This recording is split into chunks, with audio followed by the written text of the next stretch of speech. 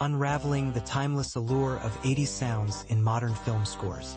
Have you ever found yourself humming the catchy tunes from classic 80s films and wondering why they still resonate today? It's fascinating how certain sounds, especially those created by synthesizers, can transport us back to a specific time and place. Just think about the iconic opening notes of Harold Faltermeyer's Axel F from Beverly Hills Cop, or Brad Fiedel's unforgettable theme for The Terminator. These melodies are more than just music. They are time machines that whisk us back to the vibrant 80s. While electronic music has been around for decades, the synthesizer truly took center stage in the 80s. This shift was driven by a mix of evolving musical tastes and the rise of independent films, which often opted for a single musician over a full orchestra to save costs. But what's truly intriguing is how this synth-heavy sound has not only persisted but thrived in today's film and television landscape. Nostalgia for the 80s has been a constant in our culture, but the appeal of synthesizer scores goes beyond mere sentimentality. As the sound has evolved, it has blended with modern genres like electronic dance music, EDM, and given birth to a new wave known as Synthwave. This genre has inspired filmmakers to incorporate these retro sounds into contemporary projects, often in subtle ways. Films like David Robert Mitchell's It Follows and Adam Wingard's The Guest showcase how the 80s sound can be reimagined for a new audience, while television shows are also embracing this trend. To understand the enduring popularity of the 80s synth sound, I spoke with several talented musicians currently composing for film and television. Their insights shed light on why this retro sound continues to captivate audiences and how it's likely to remain a staple in the music world. The 80s nostalgia phenomenon is unlike any other cultural trend. While many aspects of that decade have faded into obscurity, the synthesizer sound has made a remarkable comeback. Sunglasses Kid, a British music producer and composer for Cobra Kai and Beverly Hills Cop, Axel F, recalls a time when the 80s sound was considered outdated.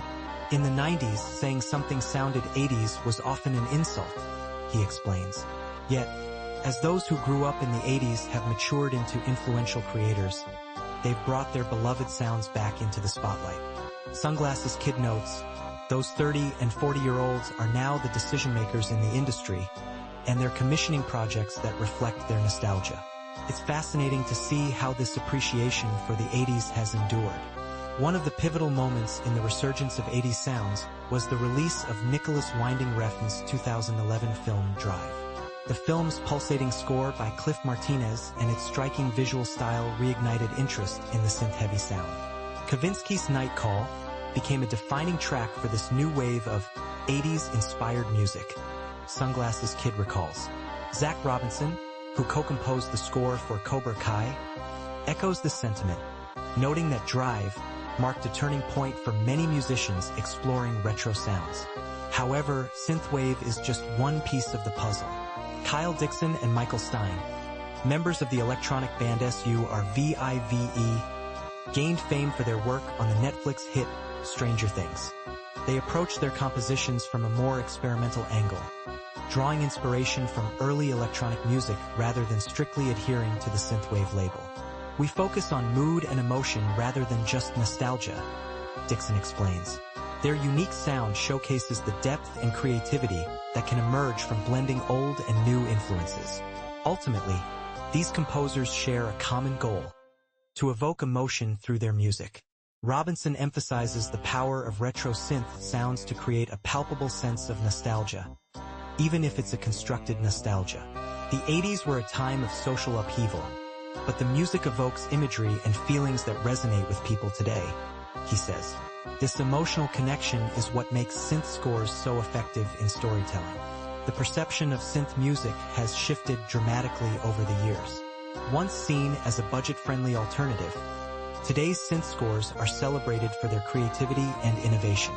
Robinson points out that audiences now expect high-quality music in both film and television, and synth sounds have become a vital part of that landscape. It's cheaper to use synthesizers than to hire a full orchestra, but it's also about the artistic choices being made, he explains.